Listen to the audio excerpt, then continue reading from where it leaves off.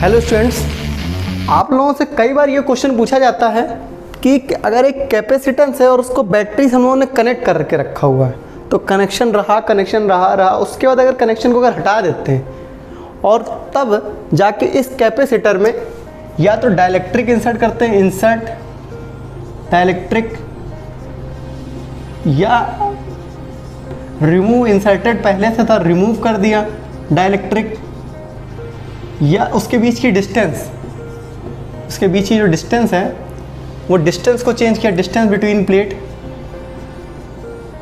इसको चेंज किया, तो उसकी कैपेसिटेंस, इलेक्ट्रिक फील्ड, पोटेंशियल, इनके बीच की एनर्जी जो स्टोर थी पहले से, इन सब में क्या क्या चेंजेस आएंगे। इस तरीके के क्वेश्चन कई सारे हमारे आपके प्रीवियस ईयर्स में कई बार पूछे गए। ठीक है, तो आइए इसको आराम से समझते हैं एक एक करके।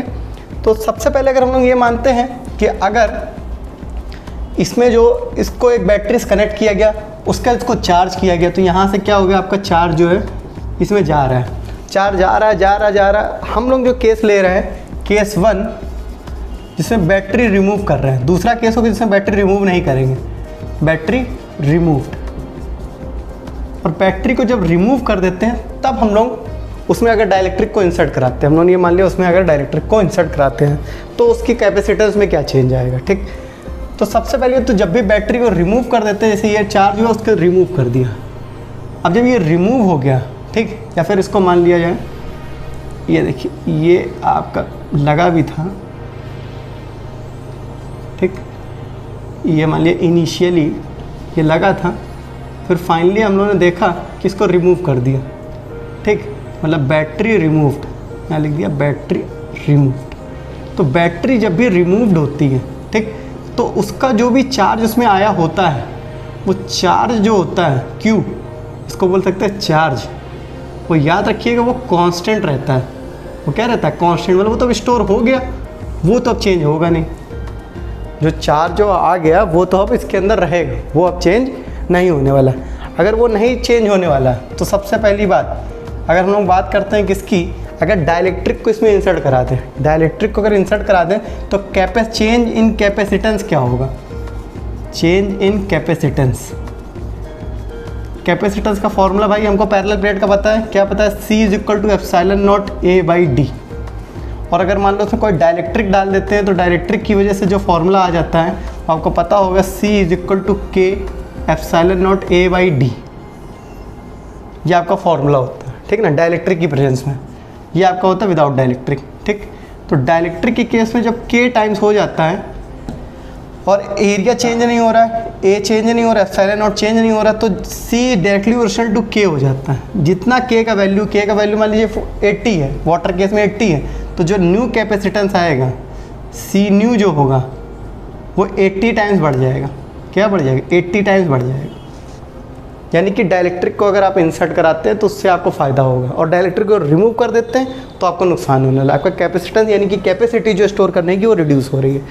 अब अगर मान लो इसके बाद अगर लोग कैपेसिटेंस की बजाय चेंज इन अगर इलेक्ट्रिक फील्ड पूछें आपसे, क्या पूछें कि भाई इलेक्ट्रिक फील्ड बताओ, तो इलेक्ट्रिक फील्ड का पहली बात तो हमें इसके बीच का फॉर्मूला, इसके बीच में इलेक्ट्रिक फील्ड क्या होती है ये हमें पता होनी चाहिए। इसके बीच की इलेक्ट्रिक फील्ड होती है σ/ε0, σ/ε0। ε0 को अपने लोग क्या लिख सकते हैं, एक फॉर्मूला आपने पढ़ा होगा, K∈ε/ε0, K∈ε/ε0। अब आपने डाइलेक्ट्रिक डाल रखा है, अब डाइलेक्ट्रिक जब डाल रखा है तो यही जो फॉर्मूला इलेक्ट्रिक फील्ड का होता है, ε0 को आप क्या लिख सकते हैं, एप्सिलॉन हटकर εr हो सकता है। क्या है, पहले तो ये एप्सिलॉन नहीं रहता, ये हो जाता है एप्सिलॉन बोल दिए, εr ही बोल देते हैं इसको, εr हो जाता है। तो यही फॉर्मूला बन जाता है आपका ε0K। यानी कि इलेक्ट्रिक फील्ड जो होती है, देखिए ये हो जाती है क्या, σ/ε0K, और इसका क्या मतलब हो गया, इलेक्ट्रिक फील्ड इनवर्सली प्रोपोर्शनल हो जाती है किसके, K के। अगर आपने डाइलेक्ट्रिक डाला, इंसर्ट किया, तो इलेक्ट्रिक फील्ड जो होगी वो घट जाएगी, इलेक्ट्रिक फील्ड जो होगी वो क्या हो जाने वाली है, घटने वाली है। ये एक इंपॉर्टेंट पॉइंट है। ठीक, कितने टाइम्स घटने वाली, 1/K टाइम्स।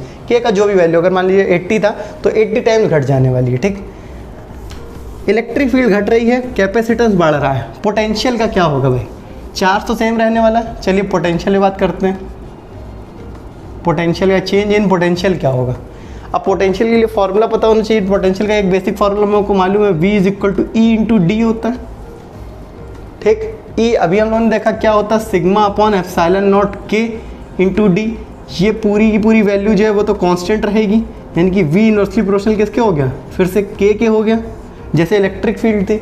यानी कि जितने टाइम्स अगर इलेक्ट्रिक फील्ड घटेगी उतने ही टाइम्स पोटेंशियल भी घट जाएगा। कब, जब बैटरी को रिमूव कर दिया गया होगा और डाइलेक्ट्रिक को इंसर्ट किया गया होगा। ठीक, तो ये इस तरीके का रिलेशन है। अगर हटा दिया गया है तो भी हमको पता है। ठीक, अगर मान लिया जाए कुछ डिस्टेंस वाली अगर बात होती है, डिस्टेंस घटा या बढ़ा दी जाए तो भी रिलेशन हमको पता है क्या। अगर कुछ नहीं किया गया, अगर डिस्टेंस को घटाया बढ़ाया गया तो sigma upon epsilon not into D. Distance को अगर बढ़ाया तो V directly proportional to D के है। डिस्टेंस को बढ़ाया गया तो D को 2D कर दिएगा तो पोटेंशियल बढ़ जाएगा, D को कम कर दिएगा तो पोटेंशियल घट जाएगा। तो इस तरीके से हम लोग डिस्टेंस वाला केस को भी कवर कर लेंगे। अब जो इसके बाद का केस आता होता है चेंज इन पोटेंशियल एनर्जी क्या होगा। एक और भी केस होता है चेंज इन पोटेंशियल एनर्जी। ठीक, कैपेसिटर की एनर्जी होती है ना, इलेक्ट्रिक पोटेंशियल एनर्जी, वो क्या होती है, U is equal to half CV² आपने पढ़ा होगा।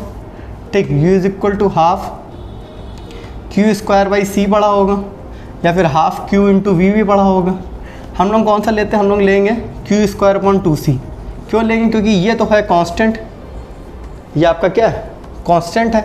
C जो है, C अभी हम लोगों ने देखा था C क्या हो रहा था, C बढ़ रहा था K टाइम्स। ठीक, तो C अब हमें क्या दिख रहा है कि अगर C तो बढ़ रहा है, C इंक्रीज कर रहा है तो पोटेंशियल एनर्जी क्या होगी, घटेगी।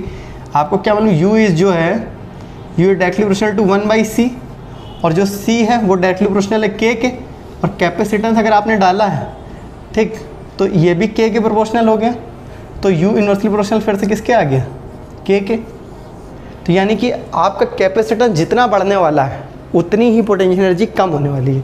इस तरीके के चेंजेस होते हैं जब भी हम लोग बैटरी को रिमूव करते हैं।